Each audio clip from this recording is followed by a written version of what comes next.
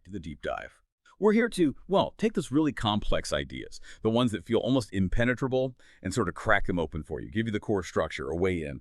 And today, we are definitely diving deep. We've got some incredibly dense source material on our hands. It's a socio-political theory coming from an Afro-optimist viewpoint called joyful theopolitical prometopianism. Yeah. Yeah, I know. If you just heard that and thought, wow, that sounds like a whole dissertation title crammed into one phrase, you're basically right. It's a lot. But that's our job today, right? We're going to act as your guides, your translators. We're digging into this complex language terms like joy velocity, flat atrotheology, and handmade modernity. I'm going to show you how they actually fit together, how they form this coherent system for, well, for post-colonial societal repair. It's really about engineering hope, collective hope, into actual physical stuff, into infrastructure. And what's really striking right from the get-go is how this system just completely redefines things we take for granted. Fundamental concepts like acceleration or theology, even infrastructure itself. It yanks them away from the usual Western framework, the focus on, say, techno-determinism or the logic of extraction, crisis-driving innovation. Instead, this whole theory, which the sources tell us is rooted in what they call the Kennemagorian context. Think a specific place focused on collective building, shared upkeep. It argues that the strength, the durability of things they build is directly linked to the communal joy that goes into making them. It's a fascinating intellectual move. Building a wall isn't just construction, it's also somehow a theological act. And the community's vitality, its energy, becomes the main organizing force, not capital, not efficiency metrics. Okay, right. So let's try to unpack that structure. The sources lay out three core pillars, all tangled up together. There's JAOA, that's the sort of political engineering side. Then flat of theological politics, the spiritual, ethical base. And finally, prometopia, which is like the goal, the lived reality of it all, hope made into a habit. But we really need to start with the fuel, the engine driving this whole thing, and that's joy. Specifically, how it's formalized and put to work through this mechanism called JAOA. So JAOA. This stands for Joyful Afro-Optimist-Oriented Accelerationism. Now, I have to admit, that word accelerationism immediately raises a flag for me. In standard Western philosophy, it's got some pretty heavy, sometimes even negative connotations, often about speeding up collapse, using tech. Why would this Afro-optimist theory grab onto that particular term? That's a really important question, and the sources tackle it head on. They seem to use the term almost provocatively, precisely because they want to show they're completely changing its direction, its vector. JOA isn't accelerationism as we know it. It's presented as a methodology, a kind of theopolitical engineering, specifically designed to transduce, to convert collective vitality, that community energy, into lasting infrastructure. It's framed as an applied science of joy conversion. And the absolute core principle, the revolutionary bit, is this. Bliss velocity infrastructures, material conditions more fundamentally than capital or crisis. Joy isn't just a feeling, you see. It's not fleeting affect. It's presented as the actual ontological groundwork, the stuff under the foundations, a measurable force. Okay, so if the quality of the infrastructure, like how long a wall lasts, depends on the collective mood, how does acceleration fit in? If joy is driving it, is it actually fast? Or is acceleration doing something different here? It's doing something completely different. The acceleration is explicitly decoupled from speed. It's detached from that Western obsession with efficiency, with extraction, getting more done faster. Here, acceleration gets redefined. It becomes velocity as inclusion, or they sometimes use the term excel-inclusion. So the aim isn't necessarily to build the road quicker, and to accelerate the rate of social bonding, of shared belonging, moving the community towards what they call collective euphoria, and actively away from the residues of colonial ways of thinking and being. And the way they do this, the mechanism, it's deliberately low-tech humanism. The engines aren't machines. They're rhythm, kinship ties, even shared breath, and this fascinating concept called the etymoverbal place loda. The etymoverbal place loda, what's that? It's essentially the creative, joyful mashing up of language itself. It's how all these new terms we're grappling with get generated. It's part of the process. They argue this low-tech, human-centered approach prioritizes the rapid expansion of the covenantal field, the community bound by shared purpose, and accelerates Afrometanoia. Pull on Afrometanoia. Can you give us the quick version of that? What kind of shift are we talking about? Think of it as a sovereign psychospiritual transformation. It's the collective process of healing, of mental and spiritual repair after the trauma of colonialism. moving the collective consciousness, if you like, from a state of maybe internalized oppression towards one of sovereign creativity and self-definition. JAOA is about speeding that up. Ah, okay, that lands differently. Yeah. So it's an accelerated social movement focused inward on healing and community building, using embodied, slow, shared practices, not the fast, top-down, tech-driven acceleration we usually hear about. And they formalize this way of keeping the joy focused and productive, through something called the Delta Mathem T2, the double transverse transjective quadratic framework. Sounds intense. Why the geometry is just to sound complex? It does sound like something off a physics blackboard, doesn't it? But functionally, it seems to act as a kind of quality control system.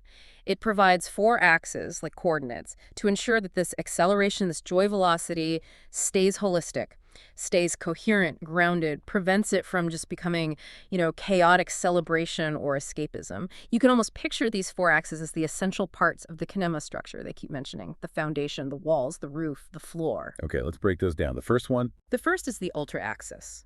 This represents faith and assent. Think of it as the roof, the overarching vision. Here, joy itself is positioned as the ascent logic, the spiritual driver, the reason for climbing, for building upwards, metaphorically. Joy becomes the proof, the manifestation of the divine, but specifically in the community's power to create, to generate life and structure together. Faith, on this axis, isn't passive belief, it's an active centripetal force pulling everything towards the shared goal. The sources mention things like moonlit celebrations, feeling an ultra-axis faith joy and ancestral presence. It's about that shared vision, knowing what you're building together spiritually. makes sense. Then the second axis, the extra axis, that sounds more outward-facing, relational, communal, like the walls holding everything together. Exactly like the walls, defining the space, creating the container. This is where that velocity as inclusion really lives. It's measured by the density of the kinship bonds, the strength of the relationships. And the source material gives this wonderful concrete example: the sheer jubilation during a collective cassava harvest. Right, I remember reading that. That image really captures it. The synchronized work, the rhythm, the shared laughter, maybe even singing, while harvesting that intense communal connection is the velocity they're talking about. It's the energy needed for the infrastructure. Every person involved is simultaneously an engineer, contributing to the physical task, and a theologian participating in this sacred communal act. Relation becomes infrastructural. There are no spectators here. It demands what they call polyphonic agency. Even commerce gets pulled into this. Bartering for cement isn't just a transaction, it's part of reinforcing belonging. The market itself is reimagined as the parish of repair. Wow. Okay, so ultra is the vision, extra is the community doing the work. What about the meta-axis, reflective, epistemic? This feels like the self-awareness part. Like not just building, but thinking about how the building changes you, changes the system. The blueprint, maybe? Yeah, blueprint, or maybe the ongoing inspection report. It's what they call loop minding, constant reflection and analysis. Looking at, say, the actual neuroplastic changes that might be happening because of the polyrhythmic drumming during work, or considering the psychoanalytic effects of working so closely together. They call this reflective process, this collective self-awareness generating more joy, meta-joy. And this reflection isn't some detached academic exercise. It's described as ground intelligence. The real proof isn't in a report. It's felt at dusk, listening to the silence after a day's shared labor, assessing what held up, what endured under the sun, and the shared effort. That endurance is the confirmation of truth. Okay, which leaves the fourth axis, the anchor, the intra-axis, intimacy, embodied. This must be the foundation, the most personal physical level. Precisely. The ground floor, the earth connection. This axis zooms right into the micro level, the phenomenology of the body within that kind of Magorian context. It anchors the whole system in somatic experience. We're talking about the actual visceral feeling of bliss in your chest during a communal song, the knowledge you gain through the sheer physicality of the labor tactile cognition, the way you're grounded by the feeling of dust, the coolness of shade, the rhythm of your own breath. They even have a term for this state: somafux, flowing somatically. Silverfunks. And this intimacy, this embodied presence, it functions as energy storage in their model. The sources talk about how even quiet moments like the gentle laughter between a husband and wife under dim solar light constitute a microgrid of transcendence. Affection literally translates into power capacity for the community. It's a radical rejection of global metrics, isn't it? Maintaining the home, sweeping the veranda, that becomes a higher priority than, say, coding for the cloud. That's a really comprehensive framework for generating this joy energy. If those 4 axes, Faith, relation, reflection, intimacy create the fuel. The obvious next question is the practical one. How do you actually get work done? How do you convert that powerful but maybe volatile effective energy into something solid, like that 14-foot wall you mentioned? What's the mechanism? Right, that conversion process is absolutely central. It's the hinge, and they call it infrastructuralization, or the more vivid term, joyforming. It's the practical translation of that shared vision, that collective euphoria, into durable physical form. And the sources give these really specific, almost visceral examples of how this happens, often through what they term playlist-loaded rituals. These aren't just games. They're engineered activities with a purpose. Like the pipeline choir example. Can you walk us through that? It sounds fascinating. Okay, so picture this. They need to lay a water pipe. A trench is dug. Now, instead of just backfilling it conventionally, children form a choir. They sing these complex polyrhythmic songs. The rhythm of the song isn't arbitrary. It's specifically composed to dictate the precise rhythm needed for stomping the soil back into the trench, compacting it around the pipe. So the kids are literally singing and stomping the earth down. Exactly. They're applying the necessary load, ensuring the soil density is right. And the theory asserts that it's the collective bliss of the singing, the synchronized movement, the joy velocity generated by this playful, focused activity that actually hardens the soil more effectively. The joy becomes a material agent, solidifying the ground for the essential water system. Play is transformed into civic function. So they are making a direct claim. Hmm. The physical quality, the actual durability of the infrastructure, depends fundamentally on the collective mood, the shared positive affect during its construction. That's the core mechanism of joy forming. That's precisely it. The effective quality of the labor dictates the material quality of the outcome. And this isn't just for new construction. Joy forming is also described as a tool for societal repair, even at intimate levels. For instance, the sources mention something called the Story Hospital for Trauma Care. This involves elders, often grandmothers, using what they call contextual narrative repair. Contextual narrative repair, meaning repairing through stories within the kinship group. How does that become infrastructure? The idea is that the catharsis achieved through sharing and reshaping traumatic stories within the community is deliberately engineered back into the social and even physical fabric. It helps rafter sanctify literally to build a protective roof over social structures that might have collapsed due to trauma. This process generates lasting mental health covenants. It's tied into practices like shared farming, communal work, even tear cycling, transforming grief into collective strength. The trauma isn't erased, but it's integrated and transformed into a bond, a source of resilience, which then informs how resources like water for the crops they tended together while healing are shared and maintained. You build resilient people, and those resilient people build resilient walls. It's a completely different way of thinking about resilience. Now, to handle all this radical reframing, this system obviously relies heavily on coining new words, that etymological hybridization you mentioned. We've heard theoengineer, infrastruct, catharsis engineer. Is there a risk that the source material is just, making things sound more complicated than simple community building to appear more academic? That's a fair question. But the sources argue pretty strongly that the neologisms are vital. The concepts themselves, like converting collective happiness into literal load-bearing capacity, they just don't have neat equivalents in standard English or Western political language, which is often built on separation, on mind-body dualism, on extraction. The language has to do the work. It has to perform its own theology, mimic the collective rhythmic nature of the labor they describe. So the core political act isn't just governing, it's to theoengineer, designing political systems explicitly based on these spiritual joyous principles. The speed isn't efficiency, it's joy velocity, accelerating social bonding through shared euphoria. The resulting infrastructure isn't just built, it's bliss-propelled, driven by that collective joy, not by scarcity or fear. And when you build, you don't just construct, you infrastruct. You're actively transforming those shared feelings, that vision, into durable physical reality. Yeah. Exactly, and this transforms everyday things. Paths aren't just worn down, they become pavement through repeated, joyful movement. Water systems aren't just pipes, they're aqueducts, signifying the channeling of resources guided by shared celebration and ritual. Those functional terms are striking, but the conceptual ones, like catharsis engineer, that's profound. Designing rituals to turn pain into structure, like the Story Hospital. It really is. And finally, because so much of this is about movement, rhythm, shared action, even decision-making gets a new term. governance choreography. Collective choices emerge not from debates in a room, but through embodied, potentially even danced patterns. They mention the ancient Menden Doli Joey dance being kinetically translated into contemporary governance models. Which brings us right to the spiritual bedrock of all this. Flat-atro theological poetics.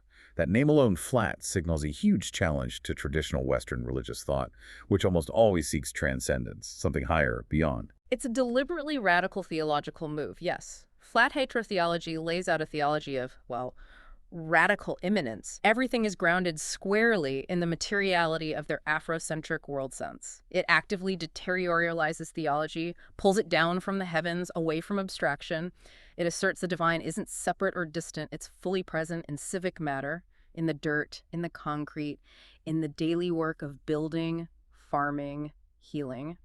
So that flat condition means transcendence gives up its high ground. God isn't up there. Theology comes down to the level of the floor plan, that whole vertical hierarchy. God above, maybe the colonial power above, the state above it gets replaced by a horizontal pulse. The rhythm connecting kin, the line of the roof edge shared by neighbors, the sound of laughter echoing across the marketplace.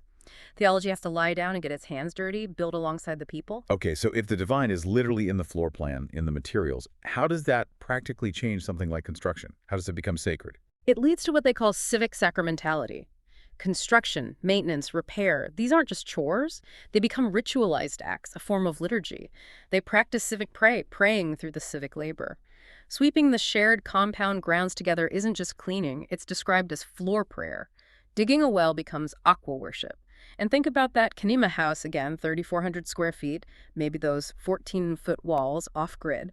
The house itself isn't just a structure, it actively theomorphs. It shapes the inhabitants theologically. The dwelling is allowed to exegete, to interpret and preach its own doctrine through its form and function. That hand-built 14-foot wall isn't merely structure. It stands as a kind of psalm made solid, flattened into permanence. It sounds incredibly tactile. Faith isn't abstract belief, it's something you can literally touch, something you have to physically maintain. They're saying the sweat, the dust that is the prayer, a complete spiritual reframing of the workday. The divine grammar learns to sweat, as the text put it. The Godhead street breathes in the laterite dust kicked up by work. That exchange in the market, swapping tomatoes for salt, that's an encounter with the divine in the flow of community life. The rhythmic thud of a hammer isn't just sound. It becomes a syllable in this ongoing prayer. And the repetition, the sheer persistence of building day after day, that becomes the creed. Commerce, as we touched on, becomes communion because the flatness dissolves hierarchy. A fair price for cement isn't just economics. It reflects the cost of belonging, of maintaining the covenant. This flatness insists that spiritual well-being and civic function are absolutely inseparable. There was that lovely example in the sources about the cistern, the tank for collecting rainwater. It's not just about water storage, is it? No, it's pedagogy. It's a teaching tool. The cistern becomes a depth mirror for human patience. Flat-atro theology uses the natural cycle of weather as a lesson. You accumulate faith through the waiting, the patience required for the rain to come, and the collective effort to harvest and store it. Even the wall itself is described as a breath register, recording the community's history of faith, relationships, reflection, and intimacy, all condensed into the plaster. This kind of radical flattening of theology must have huge psychological implications, especially thinking about the legacy of colonialism.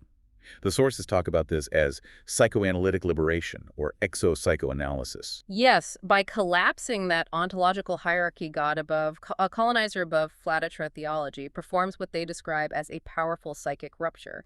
It essentially removes the perceived need for that Lacanian big other, the ultimate authority figure, whether it's an abstract God, the historical colonizer, or even the modern state, which often structures the internalized superego in a post-colonial context. Right, and for listeners maybe less familiar with that critical theory angle, the sources explicitly link this to breaking free from the colonial past. When they talk about rupturing the colonial symbolic order, what does that mean for societal repair? They often refer to the Plantationocene, that whole historical complex of colonialism, enslavement, resource extraction, racial hierarchy. That legacy can leave behind an internalized sense of dependency or looking outwards for validation or authority. Flatitro theology's refusal of the vertical, its insistence on the horizontal, dismantles that internal structure. It creates the space for aphromenoia, that sovereign psychospiritual shift we mentioned earlier, to really take root. You're no longer operating under the perceived gaze of some external, potentially judgmental master figure. Instead, the divine is understood as relational, generative, and within the community, within the civic matter itself. This de-otherizes both the landscape and the self, allowing a sovereign, self-defined, Afrocentric subject to emerge. And again, like with J.A. this flatitro-theological poetics needs its own vocabulary to capture this grounded, immanent reality. New words to talk about how you interact with a world where the sacred is in the door hinges. Absolutely. To navigate this world requires different ways of knowing and being. To vincere means to experience knowledge not as abstract information, but as undeniable, physical, somatic reality. You know the house is strong because your body felt the rhythm of the hammer blows that built it. To maintain this sacred materiality is to imitate, to consciously weave divinity into everyday function, to insert faith intentionally into the making and mending of hinges, thresholds, rain gutters. So the hinge on your door isn't just metal, it's literally constructed with prayer, and keeping the rain gutter clear is an act of faith. That's the idea. They are physical manifestations of that immanent connection. And finally, to texturate. This means manifesting understanding through tactile consistency. Faith isn't just a feeling, it becomes a surface with texture, something solid you can lean against, something materially reliable. It's a kind of theological democratization. Every handprint left in the plaster is an annotation, every patch-up job, an update to this living material scripture. Okay, so we've got the engine JOA, converting joy into energy. We've got the foundation, flatitro theology, grounding the sacred in the material.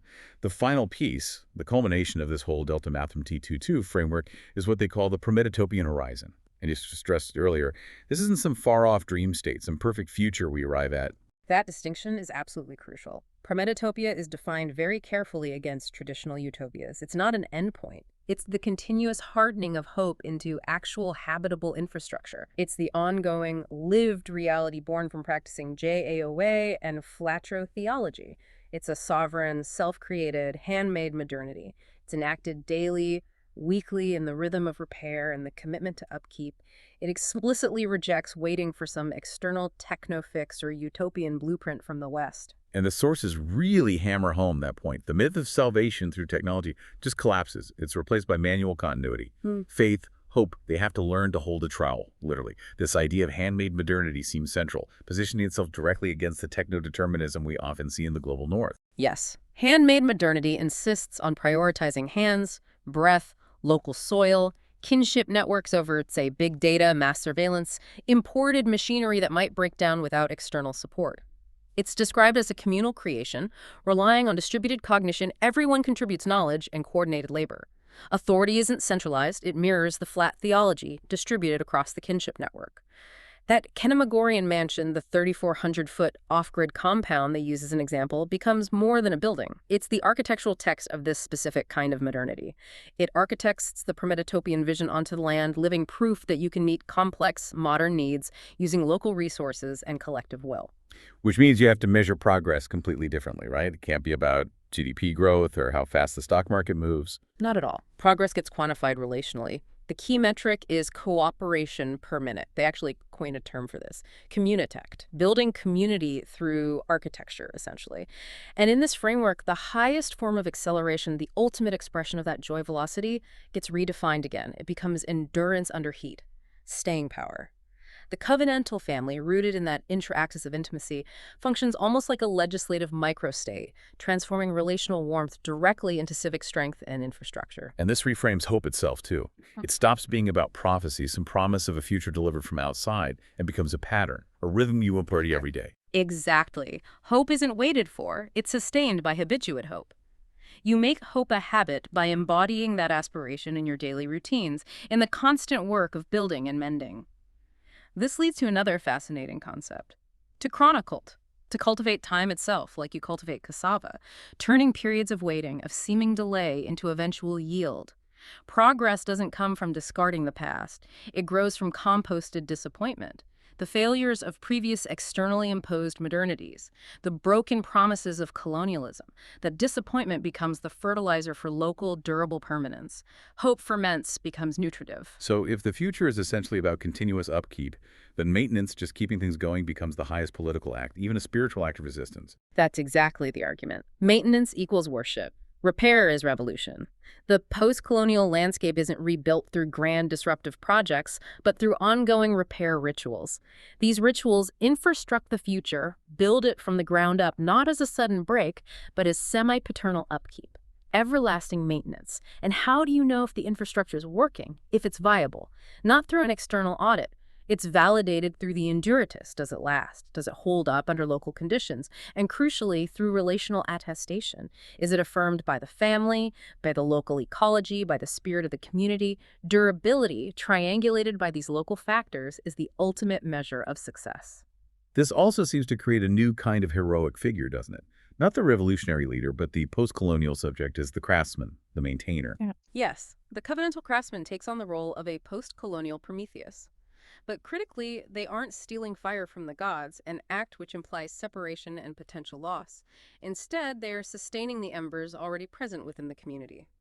To ignite, in this context, means sharing the flame between the divine spark, ultra-axis, and the hearth, intra-axis, ensuring progress doesn't burn out belonging. Even something as mundane as a small off-grid generator can be transformed into an altar. Its maintenance becomes a daily liturgy of resistance against dependence. This is all driven by what they call re-ancestral innovation, or ancestrovate. It's not about going back to some idealized past, but a dynamic, forward-looking acceleration that integrates ancestral knowledge and wisdom with contemporary engineering challenges. And that Kinema Mansion, again, standing there as 3,400 square feet of embodied patience, it serves as the postdoctoral proof.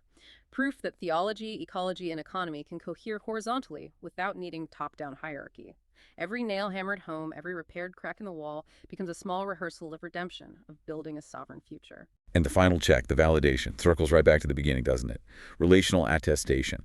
Kinship, community, spirit confirm the system works, not abstract numbers. That's the glue holding it all together. The whole system depends on those four axes working in concert all the time. Ultra-faith providing the vision, extra-relation distributing the work, meta-reflection ensuring understanding, and intra-intimacy storing and grounding the energy. It creates a state of, perhaps, kinetic calm, where theology and construction, spirit and matter merge into one living, breathing, self-maintaining infrastructure. Okay, wow, that is a lot to take in. It really is. So, stepping back from the intricate details, what's the big takeaway here? What should you, listening to this, really grasp from this deep dive? I think the core takeaway is that this incredibly layered framework offers a genuine, radical alternative to the Western models of progress that, let's be honest, are facing significant challenges right now. Resource limits, social disconnection, ecological crises. This theory demonstrates, at least within its specific context and logic, how spiritual principles, genuine communal joy, and hands-on manual labor can be intentionally engineered into resilient, self-sustaining infrastructure. The fundamental operational shift is profound. It moves away from prioritizing efficiency, extraction, and sheer speed, and moves towards durability, deep relational belonging, and achieving a kind of sovereign psychic health for the community. Infrastructure becomes the result of collective well-being, not a prerequisite for it.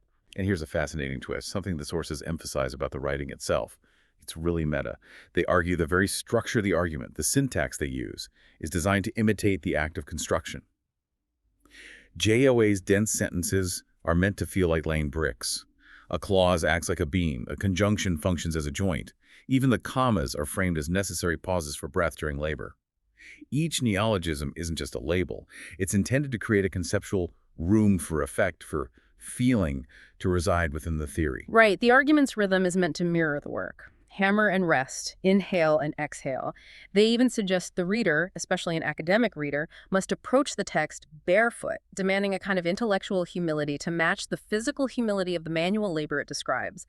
The language performs the theology. It's an incredible synthesis. Yeah. And this entire intricate architecture of hope, built on this foundation of rigorous engineered joy, it's all distilled down to one final potent image in the source material. It is. They state simply, the child's laughter is the voltage of civilization restored. Powerful stuff. So this whole framework insists that the covenant, the community's bond, endures not through grand prophecies, but through patterns. through the gentle, steady, rhythmic repetition of faith expressed in building and maintaining and repairing. Which leaves us with a final thought for you to consider. If hope in this model is a pattern hardened into habit through collective joy and repair, maybe take a moment to look around your own world. Can you identify patterns of communal joy, acts of mutual support and repair that are already happening, perhaps hidden beneath the noise of crisis or the demands of capital? What are those maybe unrecognized everyday acts of maintenance, social, emotional, maybe even physical, that are quietly sustaining your own community, your own connections? Could they be the unnoticed foundations waiting to be recognized, maybe even consciously engineered into something stronger? Something for you to mull over, perhaps explore on your own.